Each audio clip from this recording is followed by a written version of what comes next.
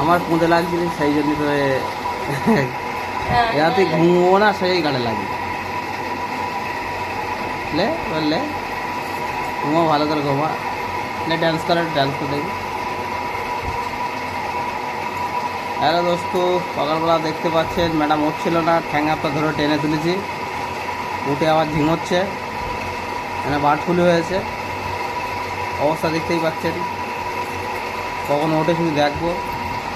মা বাবা বলছে ডাক্তার বাড়ি যাবে, তো ডাক্তার বাড়ি যাবে বলে আগে আর ওঠার চেষ্টা করছিল না, বলে রান্না তো করতে হবে না, টেনশন নেই, তখনও করলেই হবে নি। আর এখন দেখা যাক কী হয়। এই দেখেন শুয়ে পড়েছে, অবস্থা খারাপ হয়ে গেছে, মানে একদিন রেস্ট পেয়েছে শুয়ে পড়ে। তাও রেস্ট না, রান্না হবে 8টা 8:30 দিকে, দেখা যাক কী করে ম্যাডাম। বেঁচে থাকি করবো, আর না মরে গেলে আর কথা মানুষ কি করে রান্না করে? মরে গেলে শ্মশান ঘাটে যাবো।